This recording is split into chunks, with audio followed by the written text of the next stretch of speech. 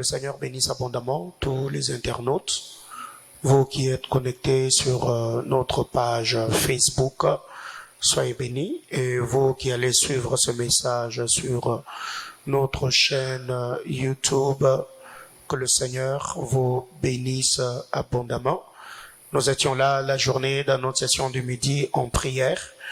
La grâce du Seigneur était manifeste et l'onction de la prière nous a accompagnés dans ce programme et ce soir nous sommes là.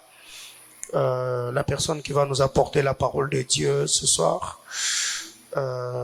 c'est vraiment une grande bénédiction pour moi, le pasteur Eric et maman Pierrette. C'est par eux que nous avons pour la première fois apporté la parole de Dieu à Colosie. Le pasteur Eric, c'est un homme de Dieu formidable. Vraiment, toutes les fois que j'ai eu à m'entretenir avec lui, à travailler dans l'église La Louange qu'il dirige à Colosie, vraiment j'ai été personnellement marqué par la qualité de sa vie, la qualité de son cœur, l'amour qu'il a pour l'œuvre de Dieu, l'humilité, les valeurs qu'il incarne. Ce sont des choses qui m'ont toujours marqué dans la vie de cet homme de Dieu. Il est une très grande bénédiction pour ma vie. Il fait un travail respectable à Colosie. Avant de l'appeler Dieu de cet hôtel, je voudrais recevoir Maman Pierrette, qui est pour nous une grande bénédiction. Donc toutes les fois que je suis à Colosie, vraiment je suis traité comme un petit prince. Maman Pierrette n'aimerait jamais voir le prophète Paulin tout le temps. Il y a la nourriture qui me passe sous le nez, donc faut que tu manges. Alors que toutes les fois que je vais là-bas, c'est pour le travail. En tout cas, Maman Pierrette, merci beaucoup. Vous êtes vraiment une très grande bénédiction pour nous. Et merci de tout cœur pour le prix que vous payez en entretenant cette grâce, en entretenant cette onction. Je sais que les hommes moins, on est trop capricieux. On est trop capricieux, difficile à gérer. Mais voir le travail que vous êtes en train d'abattre à Colosie et voir la manière dont le ministère du pasteur Eric est en train de s'étendre et s'épanouir pour nous, c'est vraiment une très grande bénédiction. Est-ce que le centre missionnaire Manaïm, pouvez-vous m'aider à recevoir Maman Pierrette Langba? Merci beaucoup, maman. Que Dieu bénisse abondamment. Nous sommes très contents de vous recevoir ce soir dans nos murs. Alléluia. Alors, on va recevoir le pasteur Eric Espoir. C'est lui qui va nous apporter la parole aujourd'hui et demain. Vraiment, comme je venais de le dire, c'est un homme de Dieu formidable. C'est une première, mais pas une dernière. Et j'ai vraiment béni le Seigneur pour l'atmosphère qui était déjà ici au culte. Que Dieu bénisse abondamment. Maman Arnel est où? Waouh. Donc, j'étais dans mon bureau en train de parler en d'autres langues. Vraiment, ces chants-là, vous l'avez chanté en votre manière. Quelle atmosphère de prière. Vraiment, vous êtes une grande bénédiction pour l'Église et pour mon ministère. Que Dieu vous bénisse abondamment. Alors, je vais demander à l'Église si on peut être debout. Merci. On va recevoir l'orateur de ce soir. Le pasteur Eric, c'est un grand enseignant. Et nous devons vraiment lui laisser le temps de parler calmement et vraiment de puiser le fardeau que le Seigneur a déposé dans son cœur. Pendant que le pasteur Eric Espoir est en train d'avancer, est-ce que l'on peut acclamer le Seigneur? Gloire à Jésus.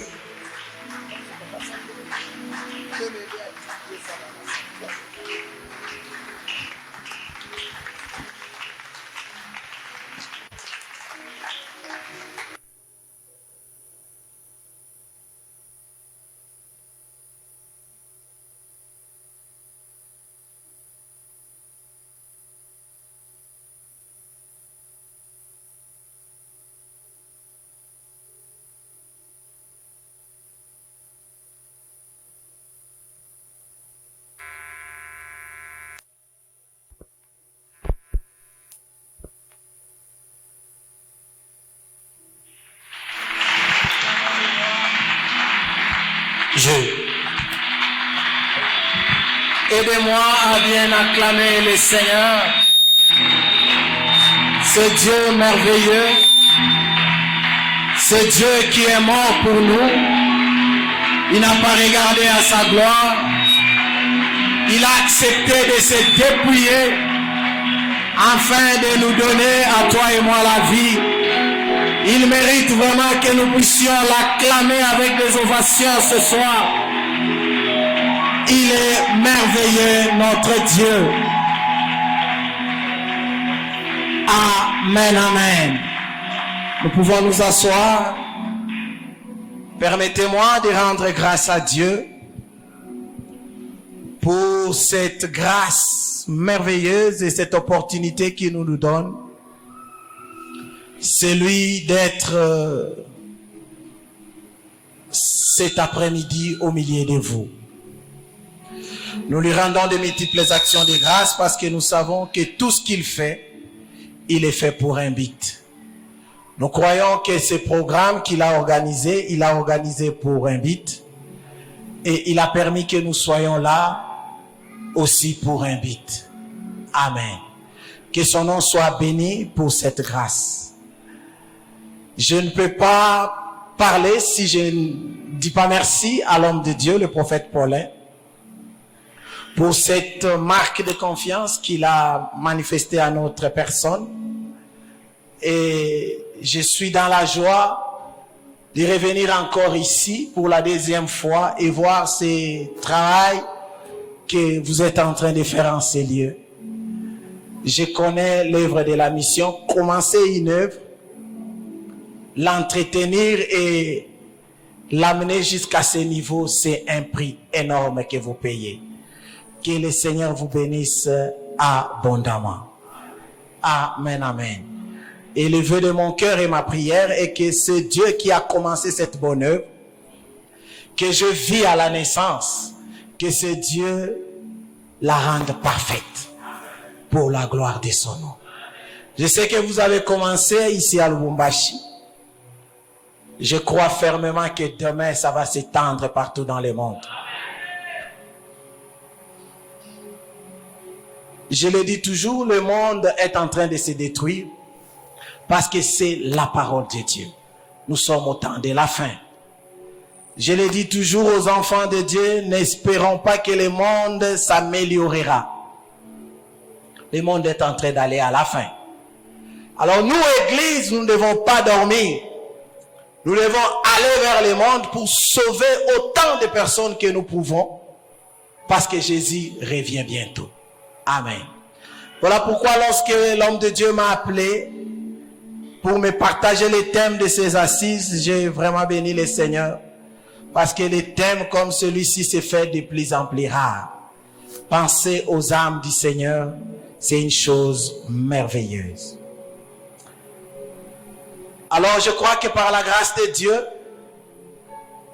nous allons partager sa pensée, celle qu'il a déposée dans mon cœur, et je crois qu'une personne sera bénie en ces lieux. Amen. Nous lisons la parole de Dieu ce soir dans le livre de Jonas. Le texte que j'ai pris est un peu long, mais ça vaut la peine que nous puissions lire tout cela. Jonas chapitre 3, où nous lirons du 1er au 10e verset, tous les chapitres presque. Et Jonas chapitre 4, du 1er au 11e verset. C'est le texte de base que nous allons utiliser ce soir pour vous communiquer la pensée du Père. Je lis la parole de Dieu dans la version Louis II. La parole de l'Éternel fut adressée à Jonas une seconde fois en ces mots. Lève-toi, va à Ninive, la grande ville, et proclame-y la publication que je t'ordonne. Et Jonas s'éleva et alla à Ninive selon la parole de l'Éternel. Or, Ninive était une très grande ville de 3 jours de marche. Jonas fit d'abord dans la ville une journée de marche. Il criait et disait, encore 40 jours et Ninive est détruite. Les gens de Ninive crurent à Dieu. Ils publièrent un jeûne et se revêtirent de sacs, depuis le plus grand jusqu'au plus petit. La chose parvint au roi de Ninive.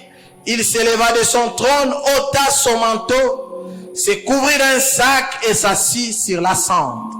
Et il fit faire dans Ninive cette publication par ordre du roi et de ses grands, que les hommes et les bêtes, le bœuf et les brebis ne goûtent de rien, ne pèsent point, ne boivent point d'eau, que les hommes et les bêtes soient couverts de sacs, qu'ils crient à Dieu avec force et qu'ils reviennent tous de leur mauvaise voie et des actes de violence dont leurs mains sont coupables.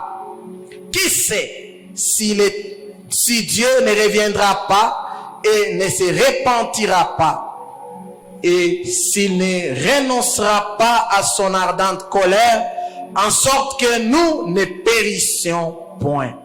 Dieu vit qu'il agissait ainsi et qu'il revenait de leur mauvaise voie, alors Dieu s'est repenti du mal qu'il avait résolu de leur faire et il ne les fit pas.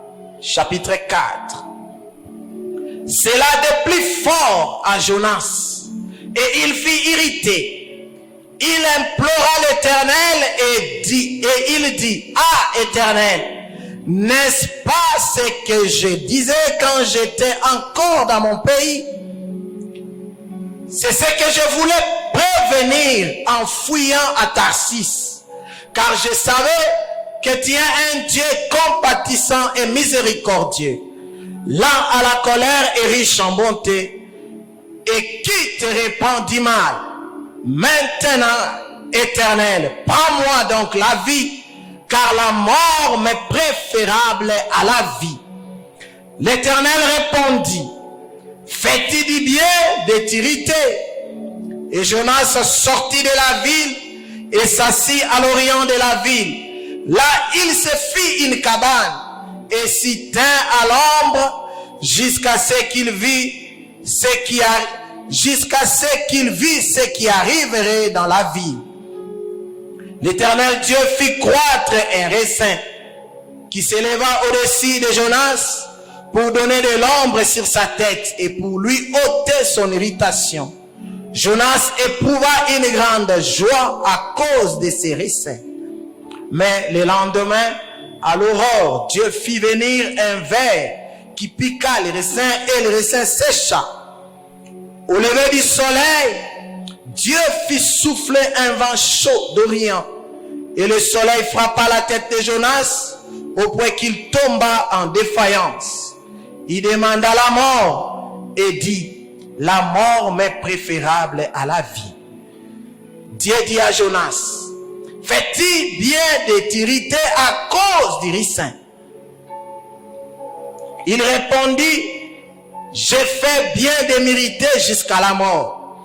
Et l'Éternel dit, tu as pitié du ricin, qui ne t'a coûté aucune peine et que tu n'as pas fait croître, qui est né dans une nuit et qui a péri dans une nuit.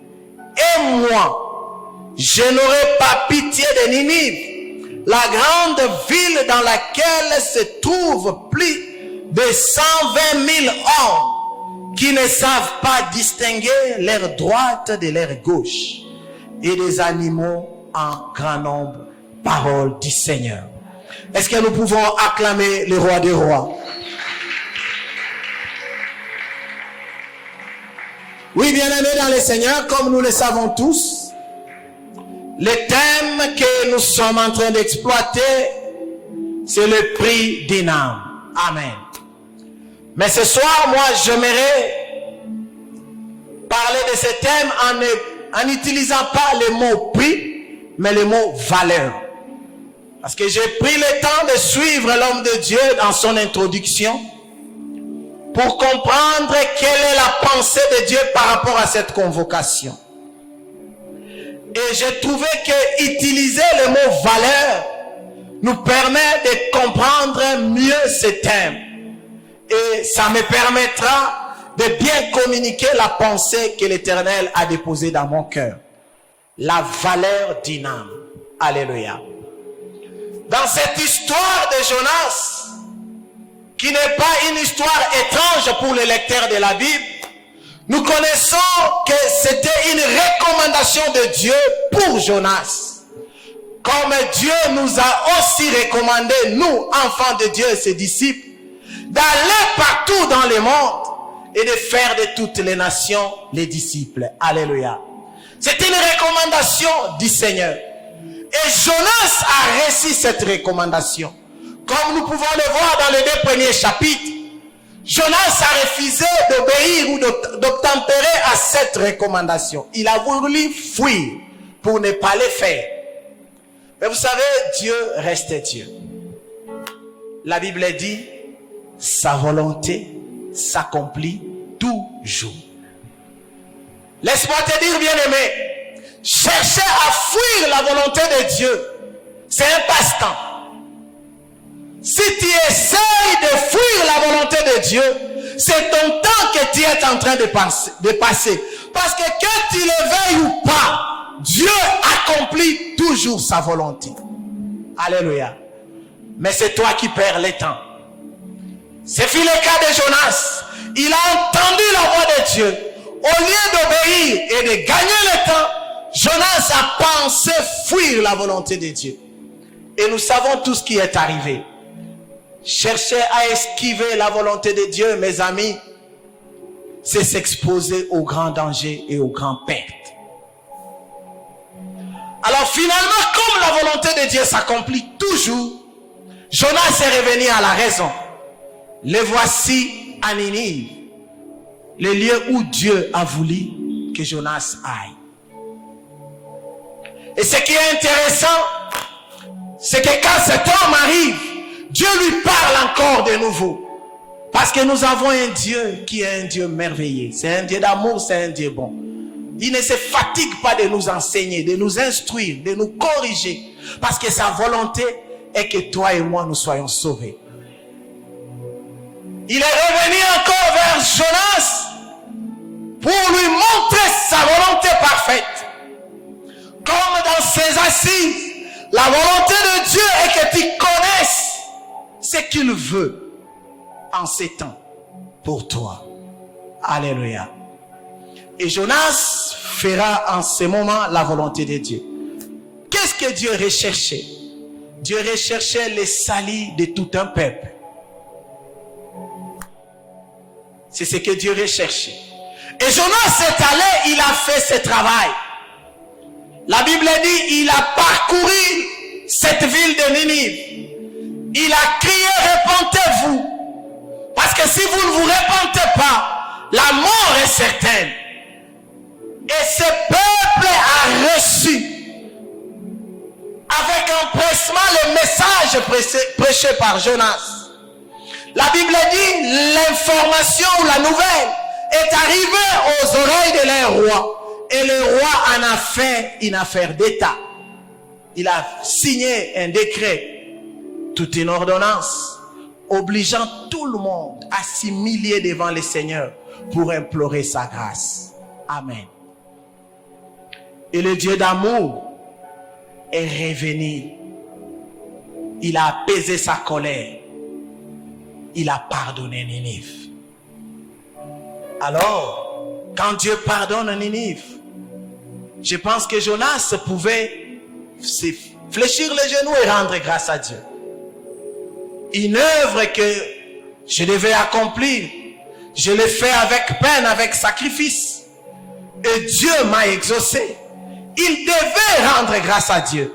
Mais si vous allez avec moi au chapitre 4, la Bible dit, cette situation a déplu à Jonas. Il n'était pas content. Il s'est mis à se fâcher. Il rappelle au Seigneur, je savais que tu es un Dieu miséricordieux. Voilà pourquoi je ne voulais même pas venir. Si je voulais fuir, c'est parce que je savais que tu allais faire ces choses. Il s'est fâché. Et la Bible me dit que Dieu posera la question à Jonas. Jonas, est-ce que tu fais bien en t'irritant ainsi? Si tu lis la Bible, tu vas voir, la Bible dit, Jonas n'a rien dit. il est resté silencieux. Il est sorti de la ville et il est allé se caser quelque part. Et là où Jonas est allé s'asseoir, Dieu a fait pousser au-dessus de sa tête une plante qui est venue couvrir la tête de Jonas. Et le lendemain matin, Jonas constatera, parce que Dieu a envoyé un insecte qui est venu piquer cette petite plante. La plante est morte. Et Jonas s'est mis à se lamenter. Pourquoi cette plante est-elle morte? Alléluia. C'est en ce moment-là que le Seigneur reviendra encore vers Jonas pour lui poser la question: Jonas, pourquoi tu continues de te plaindre?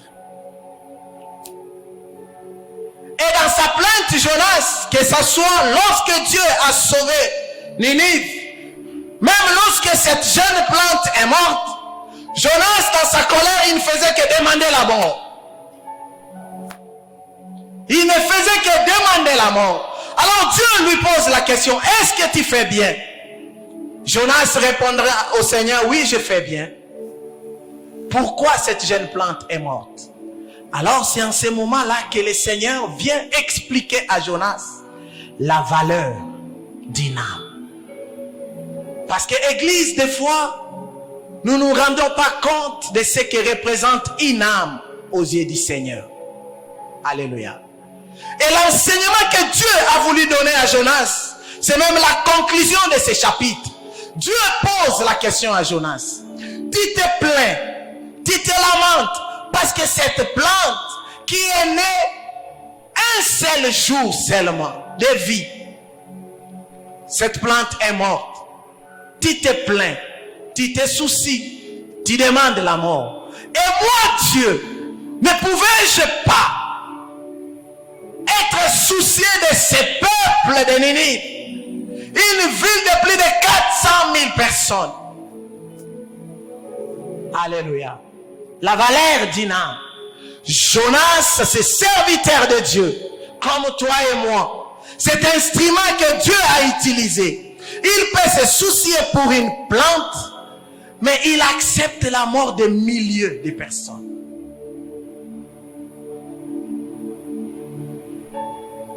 Est-ce qu'il y a quelqu'un ce soir?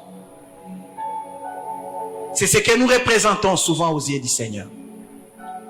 Si ta voiture est malade, est en panne, tu peux circuler tous les garages de Lubumbashi.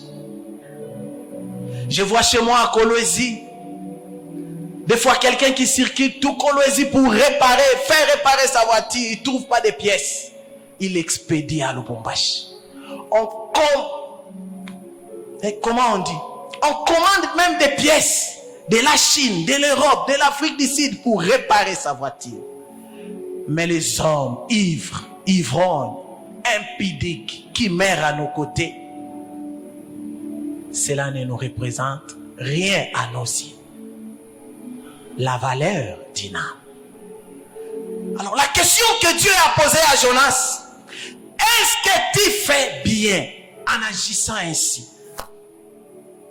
C'est ça la plus grande question que nous allons essayer de répondre ensemble ce soir. Faisons-nous bien quand nous sortons juste ici devant. Tu vas voir, pendant que nous cherchons le Seigneur, il y en a ceux qui s'enivrent pas loin de chez nous. Est-ce qu'il y a quelqu'un qui se soucie de toutes ces âmes? Alléluia. Mais nous prenons le soin de laver nos habits. Une petite tâche. On peut dépenser $20 pour amener la veste au pressing. Mais pour l'âme qui meurt. Alléluia. Et quand Dieu pose la question à Jonas, pour le peuple de Ninive, la Bible dit, il n'a rien répondu. Il s'est résolu seulement de sortir de la ville. Il est allé s'asseoir quelque part, fâché, à boudé. Il boude le Seigneur. Mais pour ce qui était à son intérêt, cette petite plante qui les servait, qui les couvrait, Jonas a parlé. Dieu t'a mal fait, il ne fallait pas que ça meure. Voilà pourquoi, bien-aimé, pour avancer dans mon message, laisse-moi te rappeler ce que j'ai entendu de la bouche de l'homme de Dieu le premier jour.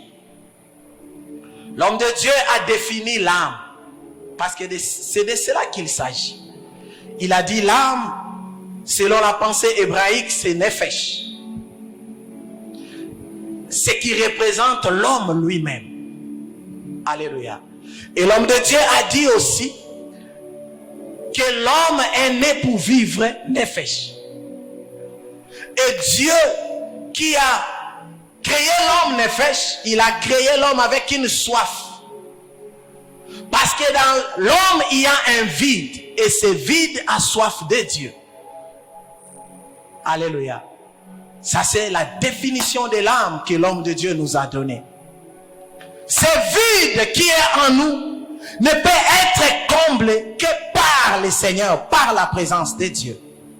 Et j'ai aimé une chose importante. C'est par là que je vais asseoir mon message de ce soir pendant quelques minutes et puis nous allons prier. L'homme de Dieu a dit, ce vide ne peut être comblé que par Dieu lui-même. Voilà pourquoi l'homme, dans son état initial, a toujours tendance à être tourné vers une divinité pour combler cette vide. Et c'est là où il y a toujours l'éternel problème entre Dieu et les diables. Le combat de la possession de l'âme de l'homme. Alléluia. Et dans cela, il y a un élément important qui entre en scène. Et c'est de cet élément que nous allons parler ce soir. Je pense que le protocole nous a aidé à distribuer un petit bout de papier qui représente notre enseignement ou qui résume notre enseignement de ce soir. J'aimerais parler ce soir au cœur du peuple de Dieu. Alléluia. Le combat de tous les jours, c'est la possession du cœur de l'homme. Alléluia. Parce que c'est de ton cœur, comme la Bible le dit dans le livre des Proverbes, garde ton cœur plus que tout, car c'est de ton cœur que viennent les sources de la vie. Alléluia. Ton cœur. Alors la plus grande question que j'aimerais te poser ce soir, quel est l'état de ton cœur cet après-midi? Et si vous voyez les dessins qui sont là, vous allez voir dans les premiers dessins, on nous montre un cœur qui n'a pas Dieu. Le cœur d'un homme charnel. Quelqu'un qui dirige sa vie lui-même. Le cœur est rempli de toutes sortes de mauvais sentiments. Et l'homme est maître de sa vie. Ce n'est pas de cet homme que j'aimerais parler ce soir. Parce que là, ce sont les gens du dehors. Les païens, les gens qui ne connaissent pas le Seigneur. Et le deuxième dessin nous montre un homme qui a reçu Christ dans sa vie. Comme Seigneur et Sauveur. Mais cet homme n'a pas laissé la place à Dieu pour conduire sa vie.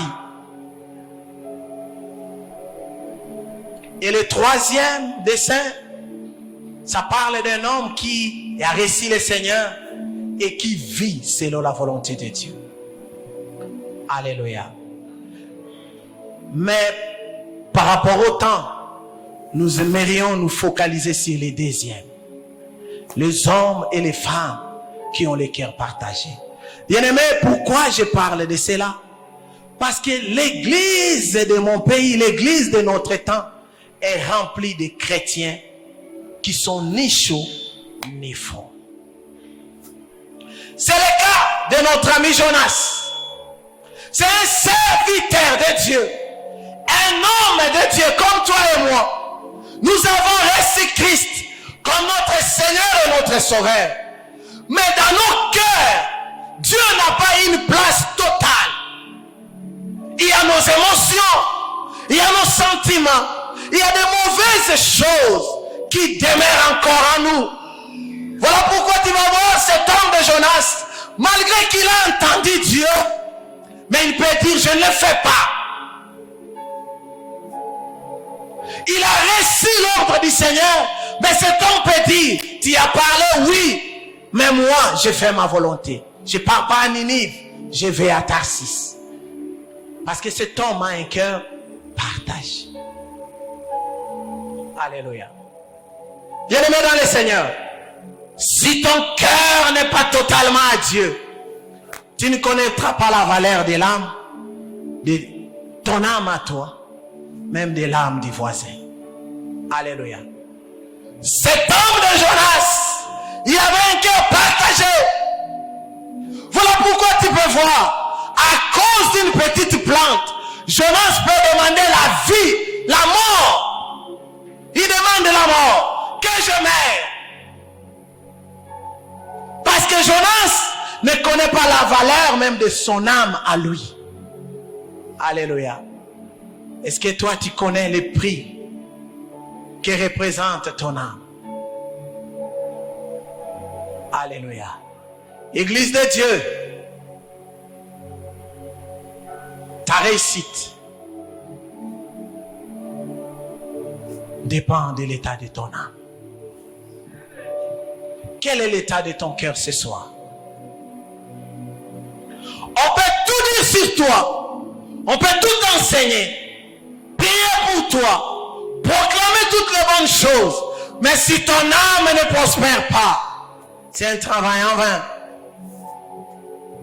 Alors quel est l'état de ton âme ce soir? Si nous lisons le livre de Marc, chapitre 7, le verset 21 jusqu'au verset 23, vous allez voir ce que la Bible dit, que c'est dans le cœur de l'homme qu'il y a toutes sortes de sentiments. Malheureusement, ce sont des choses qu'on retrouve encore au milieu du peuple de Dieu, c'est jusqu'aujourd'hui. L'égoïsme, la cupidité, la haine, la méchanceté, le manque d'amour. Bien-aimés, avec ces sentiments en nous, avec ces sentiments dans nos cœurs, il est difficile pour que tu puisses donner le meilleur de toi pour le salut de l'autre. Et surtout l'égoïsme qui ronge nos cœurs, nous, Église, à ces temps. Regardons le tableau de Jonas que la Bible nous présente. Pour son intérêt, à cause de cette petite plante qui pouvait juste le servir de parasoleil, Jonas est prêt à sacrifier des milliers de personnes. Et ce n'est pas ton cas. Et ce n'est pas mon cas ce soir. Combien nous nous accusons même à l'église? Mais nous cherchons que Dieu puisse nous bénir. Combien nous nous détruisons? Combien font encore du bien aujourd'hui dans notre temps? À combien de chrétiens peut-on faire confiance aujourd'hui dans notre temps? L'état du cœur. Alléluia. Quel est l'état de ton cœur cet après-midi? Tu es un enfant de Dieu, serviteur, peut-être homme de Dieu comme moi. Vous savez, je le dis toujours, le fait d'appeler quelqu'un un homme de Dieu ne fait pas de lui un homme de Dieu. Alléluia. Ce n'est pas parce qu'on m'a présenté comme un homme de Dieu que je suis réellement un homme de Dieu.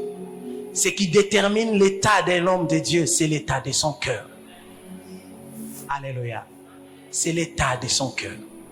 Ce n'est pas parce que nous t'appelons chrétien, parce que tu travailles à Manaïm, que tu es enfant de Dieu. C'est l'état de ton cœur. Et la Bible nous dit, c'est de l'abondance du cœur que la bouche parle. Vous reconnaîtrez un arbre par ses fruits.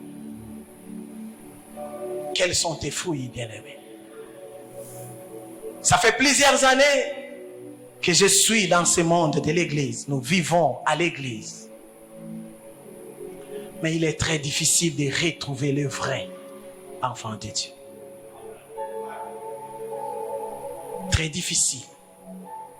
le vrai enfant de Dieu. Ceux-là qui ont l'état de cœur pur, ils sont devenus rares. Même au milieu des pasteurs, des hommes de Dieu que nous sommes, se faire confiance est devenu difficile. Et comme keba. Alléluia. L'état du cœur, bien-aimé. Et un homme qui ne reconnaît même pas la valeur de son propre âme, de sa propre âme, il est très difficile à cet homme de sauver les autres. À cause de l'égoïsme, le monde est en train de mourir. Qui ira pour nous? Qui enverrai-je? Comme Dieu a posé la question à Esaïe. Qui enverrai-je? Qui ira pour nous? Esaïe a dit, mais voici, envoie-moi. Ils sont où? Les gens qui ont ce cœur d'amour, prêts à aller. Bien-aimés, changeons seulement les thèmes de la convention. Parlons de la bénédiction, vous allez voir. Alléluia. Parce que le cœur de l'homme est devenu égoïste. Je suis prêt à gêner pour moi, mais pas pour l'autre. Je suis prêt à tout pour moi, mais pas pour l'autre. Car l'état du cœur n'est pas encore sauvé. Manaïm, je l'ai dit quand je suis passé ici pour la première fois au prophète. Ce n'est pas pour rien que Dieu a fait naître cette œuvre. S'il avait pensé que les églises étaient suffisantes, Manaïm n'allait pas naître. Et Manaïm, ce n'est pas seulement les noms que nous voyons là. Ce n'est pas ces bâtiments. Ce n'est pas seulement le prophète Paulin. Manaïm, c'est toi. Alléluia. Tu es là pour une mission. Et quand Dieu te regarde, il attend d'abord ton salut à toi. Alléluia. Parce que le monde, les Français disent, une belle femme ne peut donner que ce qu'elle a. Ce que tu n'as pas, tu ne donneras pas aux autres. Tu ne peux pas gagner quelqu'un si toi-même tu n'es pas gagné. Alléluia. L'église ne va pas grandir si toi-même tu ne grandis pas. Voilà pourquoi ce soir, je parle de ton cœur. Parce que nous sommes nombreux à être à l'église. Bien aimé, vous savez, par sa souveraineté, Dieu utilise qui il veut. Il utilise qui il veut. Il peut utiliser un païen. Cela ne veut pas dire parce que Dieu a agi par toi que tu es sauvé, que tu es un enfant de Dieu. Est-ce que réellement ton cœur appartient à ce Dieu ce soir? Alléluia. Est-ce que ton cœur appartient à Dieu? Ne sommes-nous pas des Jonas? Nous faisons des choses parce que le prophète a dit allons. Est-ce que notre cœur est attaché à ce que nous faisons? Est-ce qu'il y a encore de l'amour dans nos cœurs? Est-ce qu'il y a encore la joie au milieu de nous? Quel est l'état de ton cœur ce soir? Je suis convaincu qu'à la fin de ce programme, Dieu visitera quelqu'un et il le visitera abondamment. Même cette œuvre changera sérieusement. Mais tout dépend de l'état de nos cœurs, du fardeau que nous portons, de l'amour que nous avons les uns envers les autres. Bien-aimé, ce que je cherche à te communiquer en ces premiers jours, c'est d'arranger l'état de ton cœur. Que tout ce que nous pouvons couler sur toi, ça ne trouvera pas de la place si ton cœur n'appartient pas au Seigneur. Alléluia. Peut-être qu'aujourd'hui tu ne m'as pas bien me comprendre, tu me comprendras bien demain. Parce que je sais que le Seigneur visitera quelqu'un. Je sais que le Seigneur fera quelque chose de particulier dans la vie de quelqu'un. Mais ce soir, il réclame l'état de nos cœurs. Église, disposons nos cœurs. Abandonnons nos cœurs au Seigneur. Soyons vrais. Soyons vrais. Combien au milieu de nous sont prêts à vendre leur âme à cause d'un travail, à cause de l'argent, à cause d'un mariage, à cause d'une position? On est prêt à vendre l'âme. C'est le cas de Jonas, serviteur de Dieu. Dieu a pris dans une ville, il a amené dans une autre ville, et par lui, il est sali de plusieurs. Mais regardez l'état du cœur de cet homme. Il est prêt à vendre des milliers pour son intérêt à lui. À cause de quoi? Une petite plante qui n'a même pas planté, il n'a même pas sémé. C'est poussé de soi. Mais il est prêt à tout. Alors ce soir, Manaïm, donnons nos cœurs au Seigneur. Ton âme a de la valeur au devant de Dieu. Un grand prix. Il a accepté la souffrance. Il a accepté la mort. Il a accepté de tout laisser pour le salut de ton âme. Alléluia. Voilà pourquoi j'aime toujours ce passage de la Bible qui dit: que servira-t-il à un homme de gagner tout le monde et de perdre son âme? Alléluia. Ne renversons pas les choses. Cherchons premièrement le royaume et tout nous sera donné.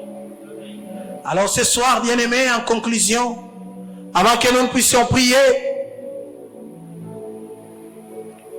j'aimerais te rappeler cette parole de la Bible qui dit: si tu entends sa voix, n'endurcis pas ton cœur.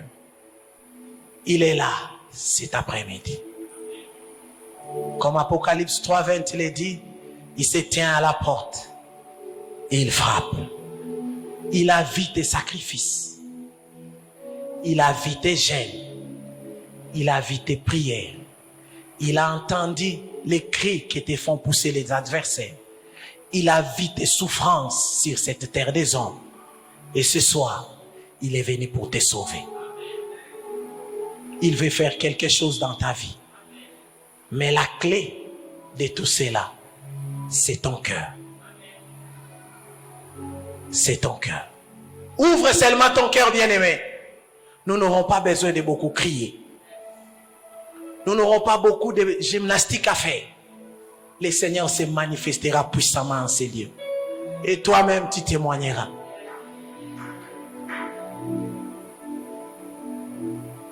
Est-ce qu'il y a quelqu'un qui m'a compris ce soir? Les sacrifices, c'est une bonne chose. Mais l'obéissance vaut mieux que les sacrifices. Alors ce soir, celui qui a écouté la voix de l'Éternel, qu'il dispose son cœur. Qu'il se décide ce soir de changer l'état de son cœur. Et laisser la place à Dieu de te montrer que réellement il est Dieu. Est-ce que nous pouvons nous tenir debout? Nous voulons prier le Seigneur ce soir.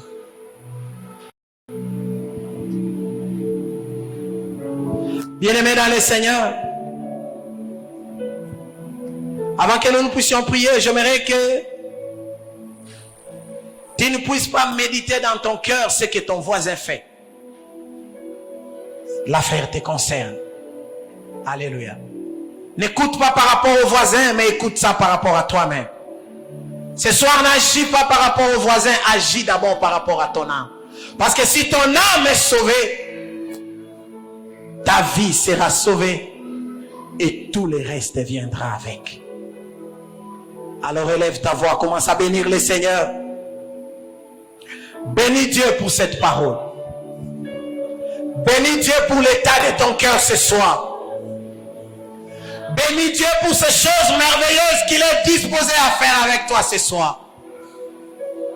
Bénis l'Éternel pour cette résolution qu'il a prise du haut des cieux où il se trouve, afin de te visiter en cette début d'année 2022. Le Seigneur a pensé à toi et il veut te faire du bien. Alors bénis l'Éternel. Bénis l'Éternel, bien-aimé. Rends grâce à Dieu ce soir pour le salut qu'il t'apporte. Rends grâce à Dieu, ce Dieu qui est venu pour te sauver. Nous te disons merci, Père. Nous te disons merci, Seigneur, parce que tu as vu ce que nous sommes. Tu sais qui nous sommes réellement. Et ce soir, tu envoies ta parole pour que ta parole puisse nous délivrer. Sois béni, Père éternel, pour la vie d'une femme en ce lieu. Sois béni, Père éternel, pour la vie d'un homme en ce lieu. Sois béni, Père. Sois béni. Sois béni. Sois béni, oh Dieu de grâce. Sois béni, oh éternel Dieu des armées. Toi qui as vu ton église. Toi qui as vu ton peuple. Toi qui connais tes enfants. Tu connais qui nous sommes. Tu es Dieu. Tu es notre Dieu.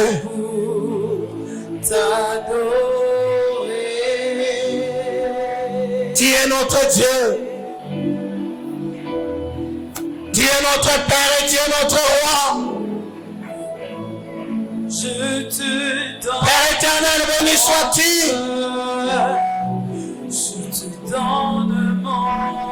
Toi qui nous as sauvés, oh Dieu. Au travers de l'œuvre de la croix, tu t'es donné pour que nous ayons la vie. Ce soir, oh Père, nous bénissons ton nom.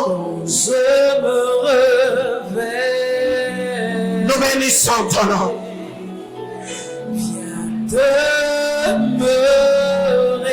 Nous bénissons ton nom. Jésus. Sois béni cet après-midi. Je vis pour toi, Seigneur, chaque jour de ma vie. Quand je me réveille, viens demeurer en moi. Écoute-moi. Bien-aimé, tu connais l'état de ton cœur ce soir. La Bible dit, si tu entends sa voix, n'endurcis pas ton cœur. Quel est l'état de ton cœur ce soir? Ce soir, tu vas présenter ce cœur à Dieu. Présente ton cœur au Seigneur ce soir. Ouvre ton cœur devant le Seigneur ce soir. Répands ton cœur devant de lui ce soir. Dis à Dieu, je t'ouvre mon cœur. Je t'ouvre mon cœur ce soir. Je te donne mon cœur ce soir. Père éternel, entre dans mon cœur. Trouve la place qu'il faut ce soir. Et je t'en supplie, Ouvre ton cœur au Seigneur. ne me laisse Donne à Dieu ton cœur cet après-midi. Recommande ton cœur au Seigneur cet après-midi. je te donne. Le Dieu de grâce, le Dieu du pardon est là. Et je t'en supplie, Le Dieu de grâce, il est là ce soir. ne me laisse pas tomber. Laisse Dieu trouver la place dans ton cœur ce soir. Je te donne tout. Donne à Dieu la place ce soir dans ton cœur. Supplie, ne me laisse pas tomber. Oh, il est là. Pas tomber, non, pas tomber. Donne de la place au Seigneur ce soir. Je te donne mon cœur. Il est là, il frappe. Et je t'en supplie, Le Seigneur est là, il frappe. ne me laisse pas. Il est là, il frappe. Ne me laisse Il attend que tu ouvres ton cœur afin qu'il puisse entrer, give you my qu'il pénètre, qu'il agisse, qu'il opère de grandes choses. Ouvre-lui ton cœur cet après-midi. Never let me go. Never let me go. Lord, I give you my heart. I give you all my soul. Never let me pas tomber. Pas tomber. Je te donne tout. Et je t'en supplie, ne me laisse pas tomber. Pas tomber.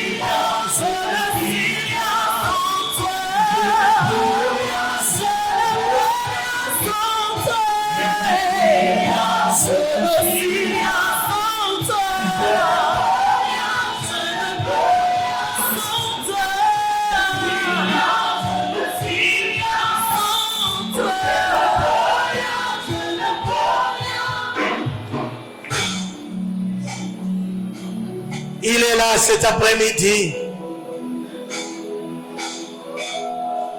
Il est là cet après-midi. Le Seigneur veut te visiter. Le Seigneur a vu tes peines et tes souffrances. Oh, ce soir, le Seigneur est venu. Il est venu pour ta libération, pour ta liberté.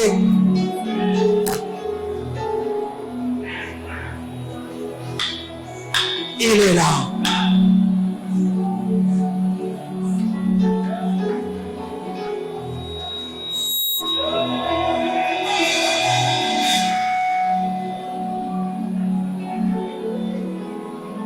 Il est là, bien-aimé.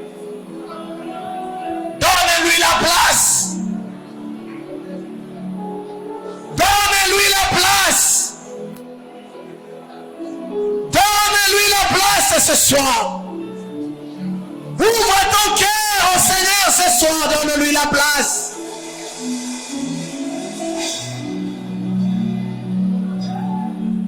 Donne la place au Seigneur ce soir.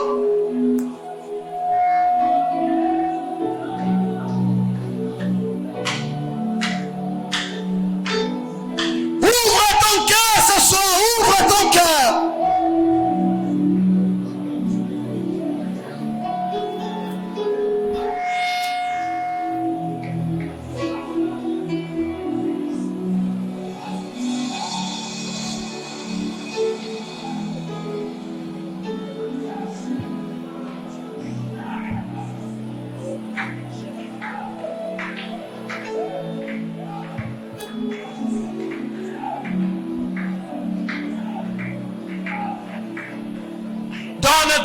Seigneur cet après-midi.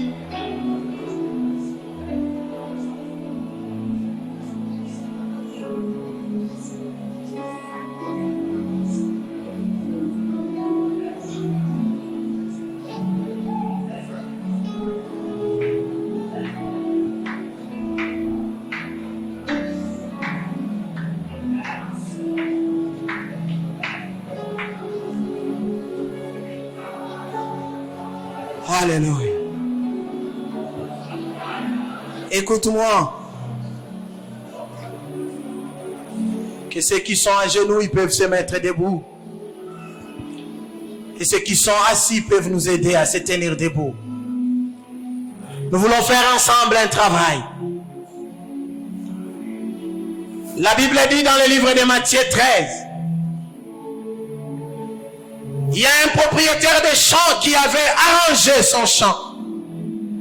Et il a semé la bonne semence. Mais pendant qu'on dormait, l'ennemi est venu semer livré. Et les travailleurs ont constaté que le blé était mélangé avec l'ivraie. Ils ont demandé au propriétaire, donnez-nous l'ordre d'arracher le livret. Le maître a dit, si vous faites ce travail maintenant, vous allez arracher et le blé et l'ivraie, car vous ne saurez pas distinguer. Laissez croître le blé et l'ivraie. Mais au temps de la moisson, on enlèvera l'ivraie, on les lierait en germe et ils seront brûlés au feu. Bien-aimé dans le Seigneur, c'est le temps de la moisson pour toi. C'est le temps de la visitation pour toi. Mais ce soir, tout ivraie qu'il y a dans ton cœur, tu dois les déraciner. Tout ivraie qu'il y a dans ta vie, tu dois les déraciner ce soir. Bien-aimé, nous avons des gens qui sont animés d'une grande colère. Si tu vis la colère, ce soir déracine la colère dans ton cœur. Si tu as la haine encore en toi, déracine la haine, le manque d'amour, le manque de pardon, l'animosité, la jalousie, l'envie, l'ivrognerie, la méchanceté, toutes sortes de mal qui est dans ton cœur ce soir. Bien-aimé, le Seigneur n'habite pas dans un cœur sale. Il a besoin d'un cœur qui est pur, afin qu'il puisse trouver une bonne place. Il commandera ta vie. Il y aura des choses qui vont pousser. Alors ce soir, la Bible dit, l'ivraie, on les déracine et on les jette au feu. Tout sentiment négatif qui est en toi, déracine-le ce soir et jette-le au feu. Et invite ainsi l'Esprit de Dieu à trouver la place dans ton cœur. Alors c'est toi et moi qui allons faire ce travail. C'est toi qui dois faire ce travail dans ton cœur. Moi, je ne connais pas l'état de ton cœur, mais toi, tu connais l'état de ton cœur. Peut-être que tu es toujours triste. Ce soir, déracine la tristesse. Déracine la tristesse. Élevons nos voix. Prions le Seigneur. Bien-aimé, déracine tous ces sentiments de culpabilité qui te rongent. Il est vrai que tu étais un pécheur, mais tu as déjà abandonné la vie de péché. Mais la culpabilité continue de ronger ton cœur. Ce soir, déracine la culpabilité. La colère, la méchanceté qui t'anime toujours, déracine-les. L'égoïsme qui est en toi, déracine-le ce soir. Cet esprit de vengeance, ces sentiments de vengeance, ces sentiments de haine, ces sentiments de jalousie. Tu pries, tu sers le Seigneur, mais tu continues de voler. Les mensonges ne te quittent pas. Ce soir, déracine cela.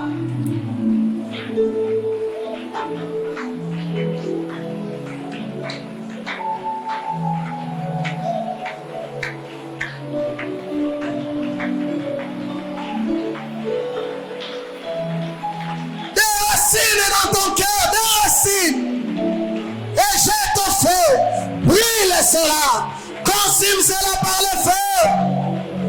Que tous ces sentiments négatifs te quittent. L'envie, l'idolâtrie.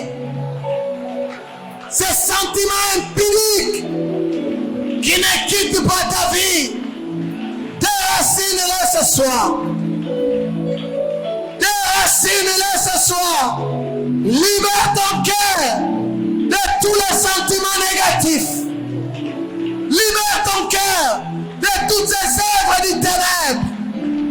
Libère ton cœur. Libère ton cœur. Libère ton cœur. Libère ton cœur.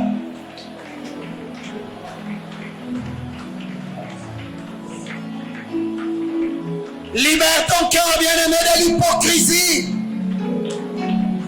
de ces sentiments de honte.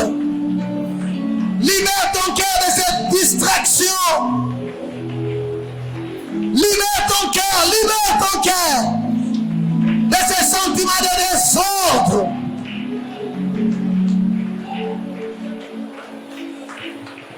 Libère ton cœur. Libère ton cœur.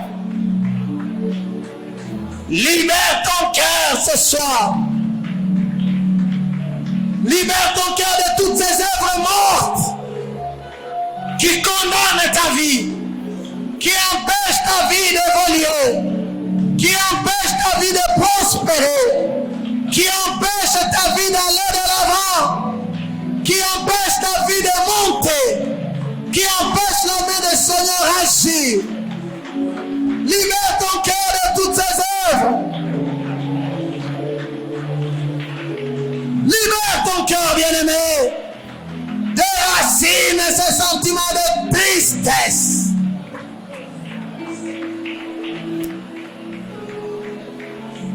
Alléluia.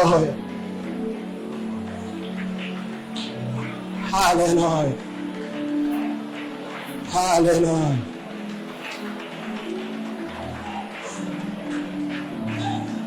Alléluia.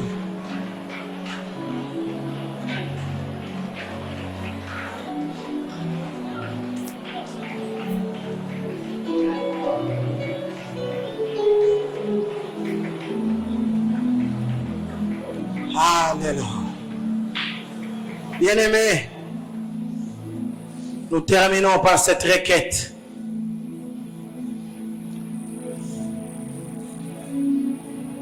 Le Seigneur m'a envoyé de Colosie jusqu'ici pour déclarer un temps nouveau sur toi,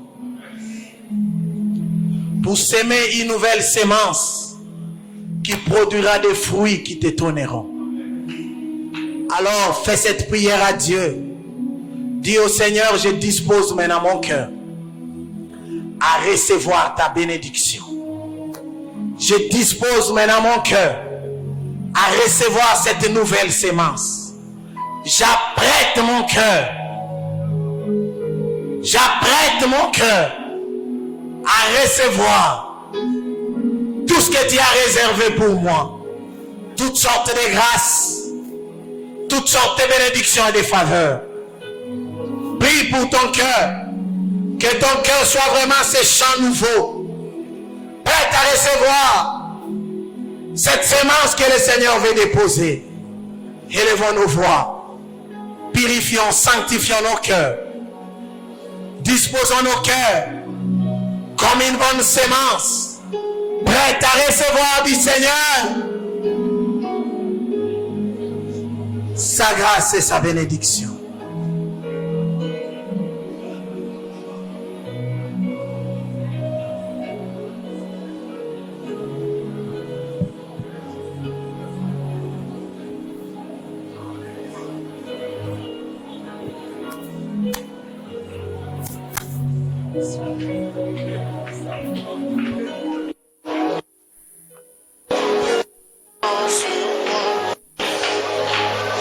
Yes, Lord.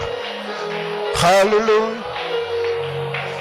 Assoiffé, que ton onction descend sur moi. Je suis disposé, assoiffé, que ton onction descend sur moi et je suis disposé à recevoir ta bénédiction.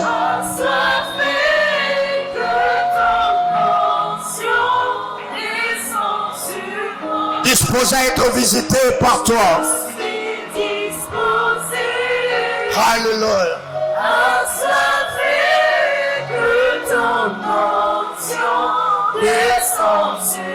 Disposé à être comblé par ta grâce.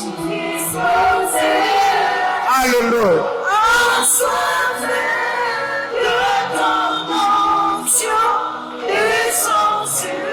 Disposé à recevoir de toi cette grande bénédiction. Alléluia. Est-ce que tu peux venir ça ta semaine?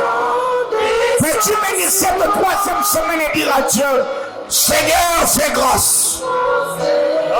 Je suis là.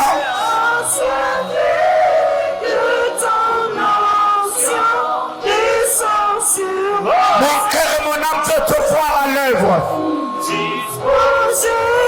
Abba Père. Alléluia. Mon cœur est assoiffé de toi. Je suis prêt.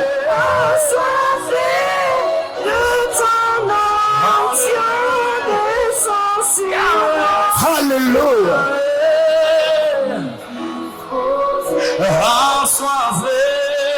Oh Dieu.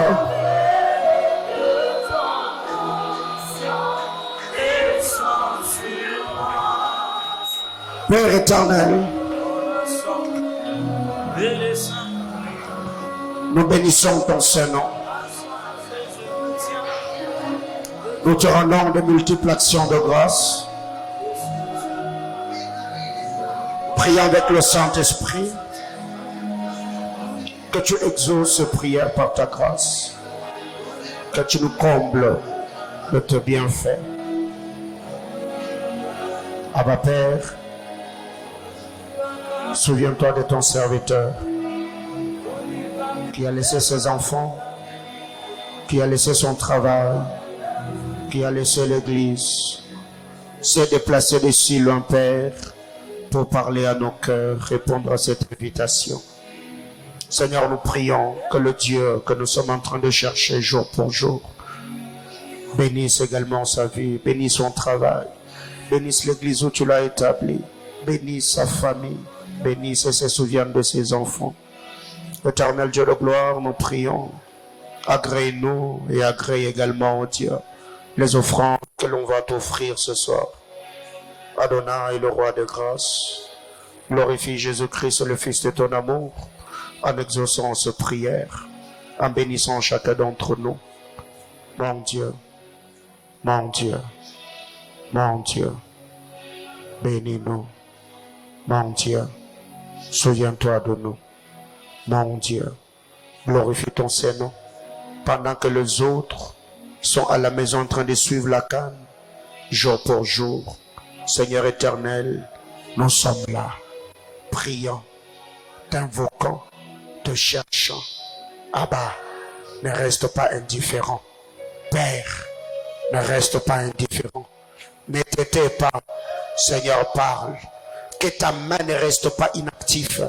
Seigneur, je prie que tu te réveilles, que tu agisses, afin que chacun d'entre nous reçoive de toi un grand témoignage, une grande visitation. Au nom de mon Seigneur et Sauveur Jésus-Christ, mort et ressuscité. Amen. Acclame le Seigneur.